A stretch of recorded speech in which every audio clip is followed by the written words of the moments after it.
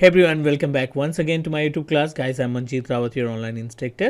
आज हम डिस्कस करने वाले हैं एक बहुत ही इंपॉर्टेंट टॉपिक के बारे में, azure architect, azure administrator, azure fundamental. Means आप किसी भी सर्टिफिकेशन के प्रिपरेशन कर रहे हैं, ये जो पॉइंट है, ये जो टॉपिक है, वो आपको हर एक सर्टिफिकेशन के लिए और इंटरव्यू की बात करें, अगर एज्योर में आप सैस इंटरव्यू पे जा रहे हैं या एज्योर आर्किटेक्ट या एज्योर एडमिनिस्ट्रेटर के इंटरव्यू की प्रिपरेशन कर रहे हैं, तो डेफिनेटली ये क्वेश्चन तो ज़रूर पुटअप किया जाएगा। I am talking about auto scaling service. इस सिंगल वीडियो में ड्यूरेशन आई नो कि थोड़ा सा ज़्यादा हो जाएगा, बट इस पर्टिकुलर सिंगल वीडियो में हम आपकी हेल्प करने वाले हैं to understand about each and every point related to the auto scaling service.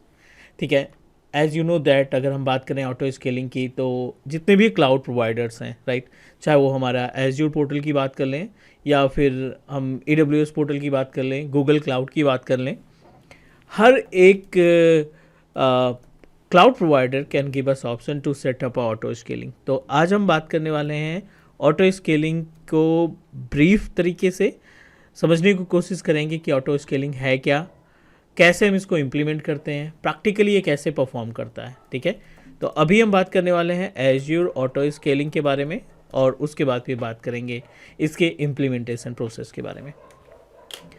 ठीक है, as per the name suggest the meaning of auto scaling, किसी भी पॉइंट की बात करें, किसी भी क्लाउड प्रोवाइडर की बात करें, तो ऑटो स्केलिंग एक तरीके से बहुत ही इंपॉर्टेंट सर्विस होती है जिसकी हेल्प से हम अपने इन्वायरमेंट में जो भी इंफ्रास्ट्रक्चर इस्टेब्लिश करते हैं, जो भी वर्चुअल मशीन्स हम इस्टेब्लिश करते हैं, उनको हम ऑटोमेटिक मैनेज करने का काम करते हैं। ऑटोमेटिक मैनेज करने का मतलब ये है कि अगर उनका ऑप्टिमाइजेशन, प्रोसेसर यूसेज, उनका रैम यूसेज बहुत ज़्यादा बढ़ रहा है तो ऑटोमेटिक वर्चुअल मशीन्स क्रिएट कर देगा क्लस्टर के अंदर।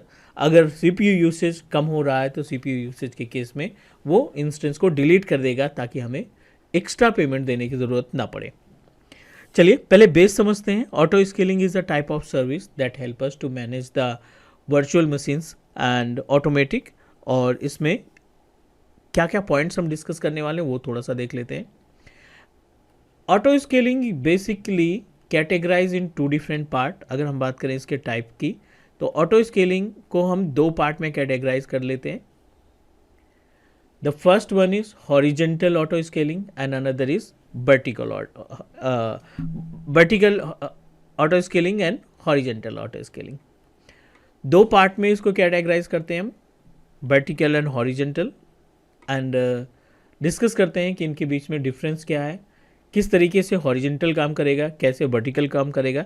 इसकी पूरी इन्फॉर्मेशन हम इस पर्टिकुलर वीडियो में डिस्कस करने वाले हैं। पहला अपने पास है वर्टिकल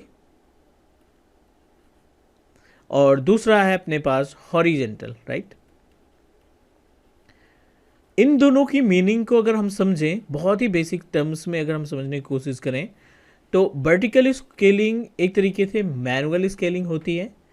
मान लीजिए आपने कोई इंस्टेंस क्रिएट किया, जब आप इंस्टेंस में ही चेंजेस करते हैं, राइट। वर्टिकल स्केलिंग क्या करता है, जब आप इंस्टेंस में ही चेंजेस करते हैं, आपने इसमें डिसाइड किया 4 कोर प्रोसेसर CPU जिसको हम बोलते हैं 4 core CPU and 8 GB of RAM. ठीक है, ये आपने कॉन्फ़िगरेशन डिसाइड किया। 8 GB of RAM, 4 core of processor, ये आपने डिसाइड किया वर्टिकल स्केलिंग के केस में। जब आप इसमें कोई भी OS इंस्टॉल कर रखे हैं, फॉर एग्जांपल इसमें हमने विंडोज़ 10 ऑपरेटिंग सिस्टम इंस्टॉल कर रखा है या Windows server operating system install कर रखा है, और इस मशीन को हम ऑटो स्केलिंग की तरह इस्तेमाल करना चाहते हैं। ठीक है, Windows server with configuration of 4 core of processor and 8 GB of RAM. We wanted to understand about the concept of auto scaling vertical के केस में। तो वर्टिकल स्केलिंग क्या करता है कि जब आप अपने OS में कोई चेंजेस नहीं करना चाहते हैं, ठीक है, हार्डवेयर आपका वही रहेगा, मशीन आपकी वही रहेगी, आप उसमें रैम चेंज कर रहे हो, प्रोसेसर चेंज कर रहे हो, हार्ड डिस्क चेंज कर रहे हो, स्टोरेज चेंज कर रहे हो, मशीन सेम है, बस उसमें अगर आप कॉन्फ़िगरेशन इंक्रीज करते हैं तो ये आपका वर्टिकल स्केलिंग कहलाएगा, राइट। एक छोटा एग्जांपल, आपके पास एक लैपटॉप है और लैपटॉप का कॉन्फ़िगरेशन है 4 core processor, 8 GB of RAM. जब आप एग्जिस्टिंग लैपटॉप में रैम 8 GB से 16 GB कर लेते हैं या 16 GB से 32 GB इंक्रीज़ करते हैं, प्रोसेसर आपने Core i3 से हटा करके Core i7 लगा दिया, Core i5 लगा दिया, तो उस केस में हार्ड डिस्क आपने HDD से चेंज करके SSD में कन्वर्ट कर ली। तो जब आप एग्जिस्टिंग मशीन में चेंजेस करते हैं तो वो आपका वर्टिकल स्केलिंग कहलाएगा, राइट। जब आप एग्जिस्टिंग VM में चेंजेस करते हैं हार्डवेयर कॉन्फ़िगरेशन का तो वो वर्टिकल कहलाएगा। हॉरिजेंटल में क्या होता है, एक हमें क्लस्टर मिलता है, राइट।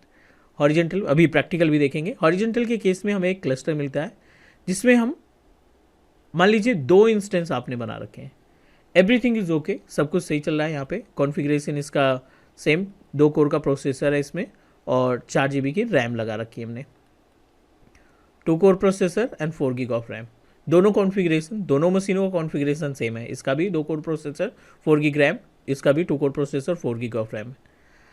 नाउ अब ये क्लस्टर की को मॉनिटर करेंगे आप। क्लस्टर को मॉनिटर करने का मतलब जो CPU यूसेज होगा ना और जो रैम का यूसेज होगा ये आप क्लस्टर का मॉनिटर करेंगे। अकेले एक VM का एक्सेस, अकेले एक वर्चुअल मशीन का को मॉनिटर करने की रिक्वायरमेंट नहीं है। अब इन दोनों VM का कॉम्बिनेशन और प्रोसेसर का यूटिलाइजेशन 80% प्लस जा रहा है, CPU यूटिलाइजेशन 80% प्लस जा रहा है। तो वर्टिकल हॉरिजॉन्टल स्केलिंग में क्या होगा कि ऑटो स्केलिंग इसमें एक नई मशीन ही ऐड कर देगा ताकि आपका जो सेटअप है, जो आपकी वेबसाइट है या डेटाबेस जो आपने सेटअप कर रखा है उसमें कोई रुकावट ना आए, उसमें कोई इम्पैक्ट ना पड़े, ना कि स्पीड में और ना ही उसके परफॉर्मेंस में, ठीक है, ना ही वो डाउन हो। तो ये आपका हॉरिजॉन्टल स्केलिंग होता है जब मशीनें ऐड हों क्लस्टर के अंदर, तो आपका हॉरिजॉन्टल स्केलिंग। मशीनें रिमूव हो वो भी हॉरिजॉन्टल स्केलिंग कहलाएगा। बट वर्टिकल स्केलिंग क्या होता है, जब आप मैनुअली अपने वर्चुअल मशीन के अंदर या अपने वर्चुअल सेटअप के अंदर जब हार्डवेयर को चेंजेस करते हो, हार्डवेयर में कोई चेंजेस करते हैं तो वो आपका कहलाता है वर्टिकल स्केलिंग। उम्मीद है कि ये आपको कॉन्सेप्ट समझ में आ गया होगा। चलिए हम आपकी हेल्प करते हैं to understand about the practical vertical और हॉरिजॉन्टल स्केलिंग के लिए। हॉरिजॉन्टल स्केलिंग से स्टार्ट करते हैं, वर्टिकल में ज़्यादा प्रैक्टिकल नहीं है। हॉरिजॉन्टल स्केलिंग के केस के लिए आपको क्या करना पड़ेगा, एज्योर की बात कर रहे हैं तो आपको एक सर्विस है वर्चुअल मशीन स्केल सेट, जिसको हम VMSS के नाम से जानते हैं, राइट। एज्योर वर्चुअल मशीन, ठीक है, स्केल सेट, इसको हम बोलते हैं वर्चुअल मशीन स्केल सेट के नाम से। अब हमारी रिस्पॉन्सिबिलिटी ये है कि इस VMSS के अंदर हॉरिजॉन्टल स्केलिंग को इम्प्लीमेंट करना। आ जाते हैं हम अपने एज्योर पोर्टल पे, क्योंकि प्रैक्टिकल देखना है। तो अभी हम पोर्टल पे क्या करने वाले हैं, अपने अकाउंट जो भी आपके पास सब्सक्रिप्शन है उस सब्सक्रिप्शन को आप लॉगिन करा लो and create a horizontal scaling.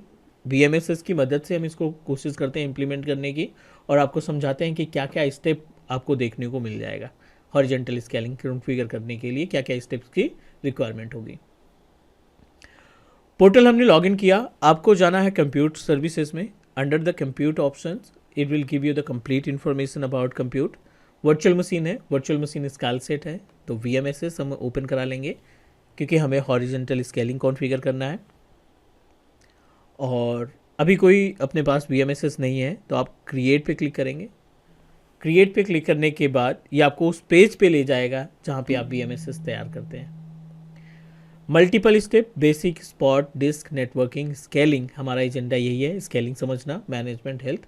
बाकी ऑप्शन के बारे में भी बात करेंगे बट एजेंडा मेन है स्केलिंग समझना, हॉरिजॉन्टल स्केलिंग। बेसिक इन्फॉर्मेशन में आप अपना सब्सक्रिप्शन प्रोवाइड करेंगे, रिसोर्स ग्रुप प्रोवाइड करेंगे, वर्चुअल मशीन स्केल सेट का नाम, क्लास VMSS, थोड़ा सा आइडेंटिफिकेशन के लिए क्लास VMSS रख दिया। रीजियन में सेंट्रल US, अवेलेबिलिटी यानी फेल ओवर हम नहीं तैयार करना चाहते हैं तो नन रखते हैं इसको। ऑर्केस्ट्रेशन में uniform, no need to make any changes. OS हम डिफरेंट रखना चाहते हैं, लिनक्स की जगह पे हम विंडोज़ सर्वर 2016 यहाँ पे रख देते हैं, ठीक है। विंडोज़ सर्वर 2016 जिसका कॉन्फ़िगरेशन की बात करें, ठीक है, तो कॉन्फ़िगरेशन यहाँ पे हमारा कितना दिख रहा है, is about 2 core of processor 8 and 4 GB of RAM. ये एक ही कॉन्फ़िगरेशन एक वर्चुअल मशीन का है क्योंकि हम हॉरिजॉन्टल के केस में मल्टीपल VM बनाएंगे। कॉमन सा यूज़र नेम एंड पासवर्ड आप कोई से भी रख देंगे यहाँ पे, ठीक है। जो रिक्वायरमेंट है आप सेम यूज़ करेंगे, 12 कैरेक्टर्स मिनिमम, कॉम्प्लेक्स होना चाहिए। नेक्स्ट पे जाएंगे। स्पॉट इंस्टेंस हम नहीं बना रहे हैं तो no need to make any changes, next करेंगे। डिस्क पे जाएंगे, प्रीमियम SSD, नेक्स्ट। नेटवर्किंग में दो तरीके से VMSS की मशीन को एक्सेस किया जाता है। एक, आप VMSS की पब्लिक IP एड्रेस से, एक ही पब्लिक IP एड्रेस से सभी इंस्टेंस को एक्सेस करेंगे, बट उसके लिए नेट लगाना पड़ेगा, लोड बैलेंसर लगाना पड़ेगा। आप चाहते हैं कि जितने भी इंस्टेंस आपके क्लस्टर में बने उन सब की IP एड्रेस सेपरेट हो, तो आप इस ऑप्शन पे क्लिक करेंगे अपने VNet के एडिट ऑप्शन पे। पोर्ट नंबर 3389, क्योंकि विंडोज़ कंप्यूटर है तो आप इसको एक्टिवेट कर लेंगे, और जितनी भी पब्लिक IP एड्रेस हैं इसको आप कर देंगे इनेबल, ताकि हर एक इंस्टेंस को उनका खुद का IP एड्रेस असाइन हो सके। ये सेटिंग इंपॉर्टेंट है, अदरवाइज आपको वर्चुअल मशीन्स की IP एड्रेस नहीं मिलेगी, फिर आपको नेट और लोड बैलेंसर कॉन्फ़िगर करना पड़ेगा to access the virtual machine RDP। Scaling पे क्लिक करें। हम इस पॉइंट की बात करने वाले थे, ये आपका हॉरिजेंटल स्केलिंग है। आप मैनुअल की जगह पे ऑटो स्केलिंग सेलेक्ट करेंगे। ऑटो स्केलिंग सेलेक्ट करने के बाद आप देखिए यहाँ पे initial instance count, initial instance count कि आप अपने क्लस्टर में कितने इंस्टेंस रखना चाहते हैं। जो कैपेसिटी है हमारे इस क्लस्टर की, आई थिंक हम यहाँ पे 100 इंस्टेंस तक रख सकते हैं, right. We are able to connect 999 instances हम यहाँ पे रख सकते हैं, ठीक है। अगर आप 100 से ज़्यादा इंस्टेंस लगाते हैं तो आपको प्लेसमेंट ग्रुप बनाना पड़ेगा, बट हम यहाँ पे केवल 3 इंस्टेंस चलाते हैं ताकि हम आइडेंटिफाई कर सकें। अब आप देखिए यहाँ पे minimum number of instance 1, maximum number of instance 10। ये जो लिस्ट है क्लस्टर की, इसमें अगर CPU यूसेज कम होता है तो कम से कम एक इंस्टेंस बचेगा और ज़्यादा से ज़्यादा 10 इंस्टेंस तक ऐड हो पाएगा। अपने अकॉर्डिंग यहाँ पे आप 10 की जगह 25 रख दीजिए। अगर बिजनेस अच्छा चल रहा है, हिट बहुत आ रहे हैं, तो उसके अकॉर्डिंग आप यहाँ पे नंबर ऑफ इंस्टेंस रख सकते हैं। पूरी तरीके से आपके ऊपर डिपेंड करेगा कि कितने नंबर ऑफ इंस्टेंस आप अपने क्लस्टर में रखना चाहते हैं। Scaling mode, scale based on the CPU matrix, scale based on A schedule. आप अपने अकॉर्डिंग मैनुअल स्केड्यूलिंग कर सकते हैं और scale based on the CPU matrix. CPU matrix में सबसे बेस्ट तरीका है कि CPU यूसेज बढ़ने के साथ साथ आपका जो इंस्टेंसेस है वो इंक्रीज होते जाएंगे।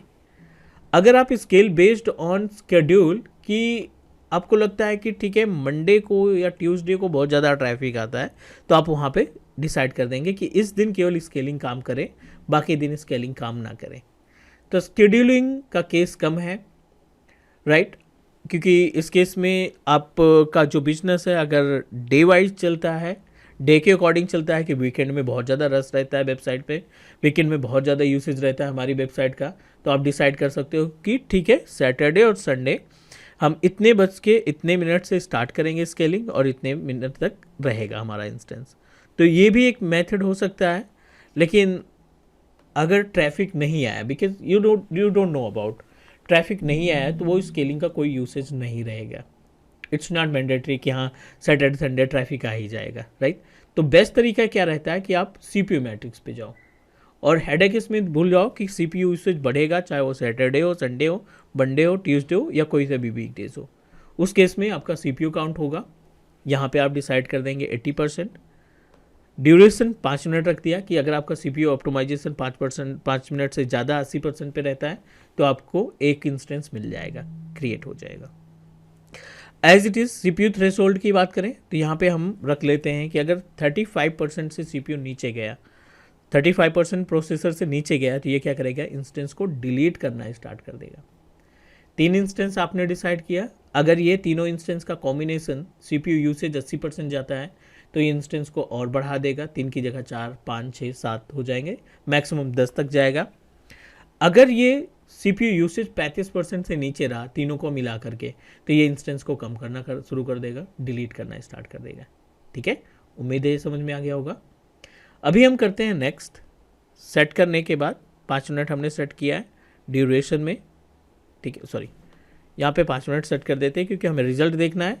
CPU बेस्ड मैट्रिक्स हमने तैयार कर रखा है, यहाँ पे नंबर ऑफ इंस्टेंस 1 इंक्रीज होगा, नंबर ऑफ इंस्टेंस 1 डिक्रीज होगा, 3 हमने डिसाइड कर रखा है। सिंपल सा इसको क्रिएट करेंगे और रिव्यू करेंगे, इंतज़ार करेंगे जैसे हमारा इंस्टेंस रेडी होता है, जैसे हमारा सेटअप रेडी होता है। हम मॉनिटर करेंगे अपने CPU ऑप्टिमाइजेशन को कि कितने % तक CPU ऑप्टिमाइज हो रहा है। According to the optimisation we will get the result. कम है तो डिलीट हो जाएंगे इंस्टेंस और ज़्यादा है तो ऐड हो जाएंगे इंस्टेंस। 3 की जगह 4, 5, 6, क्योंकि नंबर ऑफ इंस्टेंस हमने 3 रख रखे हैं। VMSS क्रिएट होने में 1 से 2 मिनट का टाइम लगता है। तो जैसे ही हमारा इंस्टेंस रेडी होता है हम इनका RDP एक्सेस करेंगे। RDP एक्सेस करने के बाद इंतजार करेंगे कि CPU ऑप्टिमाइजेशन हमारा 35% से कम हो या 80% से ज़्यादा हो, ताकि हम मशीनों को लाइव ऐड होते हुए और रिमूव होते हुए देख सकें। चलिए इंतजार करते हैं थोड़ा सा।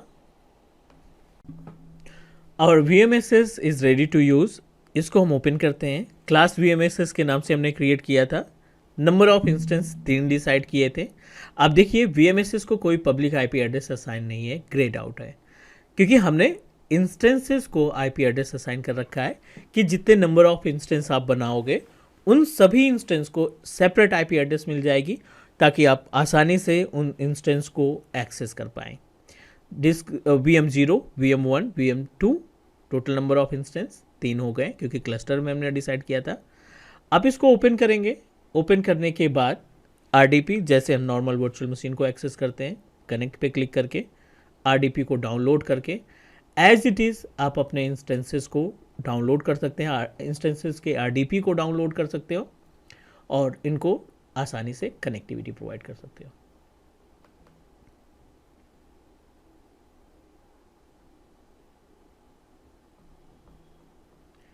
जो यूज़र नेम एंड पासवर्ड आपने प्रोवाइड किया था वो आप user ID and password provide कर देंगे एंड क्लिक कंटिन्यू।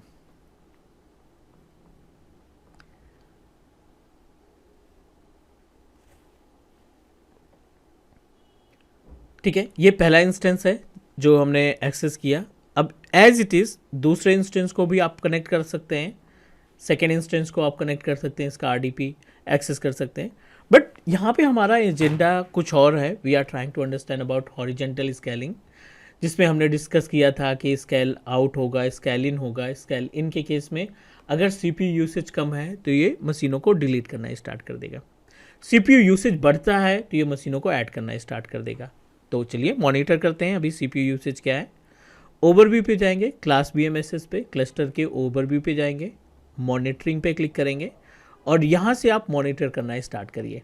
ठीक है, अभी तो ऑप्टिमाइजेशन बहुत है, CPU यूसेज तो बहुत ही ज़्यादा हाई है, 39 पॉइंट समथिंग है और हमने 35% डिसाइड कर रखा है। ठीक है, थोड़ा सा इंतजार करोगे क्योंकि इंस्टेंस अभी इनिशियलाइज हो रहे हैं, क्रिएट हो रहे हैं, राइट। तो उनकी सभी फाइलें जो हैं एक्सपैंड हो रही हैं, तो डेफिनेटली ये जो है कंजप्शन इसका ज़्यादा होगा। लेकिन अभी थोड़ी देर बाद 2 से 3 मिनट के अंदर आप देखोगे कि ये जो CPU यूसेज है वो लेस हो जाएगा और जो नंबर ऑफ इंस्टेंसेस हैं वो डिलीट होना स्टार्ट हो जाएंगे। Got it what I am saying? क्योंकि ऑटो स्केलिंग इन काम करेगा तो इंस्टेंस को ये रिमूव करना स्टार्ट कर देगा। ऑटो स्केलिंग आउट काम करेगा तो इंस्टेंसेस को ऐड करना स्टार्ट कर देगा। ठीक है, चलिए यहाँ पे हम देख लेते हैं। यहाँ पे एक बार मॉनिटरिंग पे लगा देते हैं इसको, इंतजार करते हैं। 5 मिनट का टाइम तो वैसे भी इसको चाहिए। चलो कुछ तो कम हुआ यहाँ पे, अब आ गया है 29%। तो मतलब 5 मिनट के अंदर आपके जो इंस्टेंसेस हैं ना वो रिमूव होना स्टार्ट हो जाएंगे। ठीक है, क्योंकि ऑटो स्केलिंग के अकॉर्डिंग आप देखिए यहाँ पे एक इंस्टेंस डिलीट होना स्टार्ट हो गया। क्योंकि आपका CPU यूसेज नहीं है तो आप पे क्यों करेंगे? आपकी मशीनें उस तरीके से टास्क में नहीं है तो आप पे क्यों करेंगे? तो that's why auto scaling, horizontal auto scaling में सारी चीज़ें ऑटोमेटिक होगी। ये सारा कुछ जो भी मशीन ऐड करने की बात करें या मशीन को रिमूव करने की बात करें, दोनों कॉन्सेप्ट, दोनों एक्टिविटी एज्योर खुद रिस्पॉन्सिबल है। मीन्स ऑटो स्केलिंग खुद रिस्पॉन्सिबल है इस टास्क को परफॉर्म करने के लिए। एक इंस्टेंस डिलीट हुआ, दूसरा भी डिलीट होना चाहिए। अगर CPU यूसेज 30%, 35% से कम हुआ तो दूसरा इंस्टेंस भी जाएगा। उम्मीद है कि आपको हर एक स्टेप प्रॉपर तरीके से समझ में आ गए होंगे। Auto scaling, horizontal, vertical, VMSS में ऑटो स्केलिंग लगाना, उम्मीद है कि ये सभी पॉइंट आपको क्लियर हो गए होंगे। फिर भी अगर कोई डाउट लगता है आपको, फिर भी अगर आपका कोई क्वेश्चन है तो आप कमेंट करिए, हम डेफिनेटली आपकी कोशिश करेंगे, हेल्प करेंगे टू अंडरस्टैंड। आज के लिए इतना ही, कल मिलते हैं एक और अच्छे से टॉपिक के साथ, और तब तक के लिए take care, bye bye. Subscribe जरूर कर लो आप teach me cloud YouTube channel को, क्योंकि नॉट ओनली द एज्योर, हम आपको एक्सपर्ट बनाते हैं, प्रैक्टिकल दिखाते हैं, ना किसी पीपीटी, ना कोई फालतू का डिस्कशन, 100% प्रैक्टिकल, एक एक स्टेप, ताकि आप हमारी वीडियोस को देख करके खुद से इम्प्लीमेंट कर सकें और अपना प्रैक्टिकल के साथ साथ अपना कॉन्फिडेंस भी बिल्ड कर सकें। चलिए मिलते हैं नेक्स्ट वीडियो में, बाय बाय।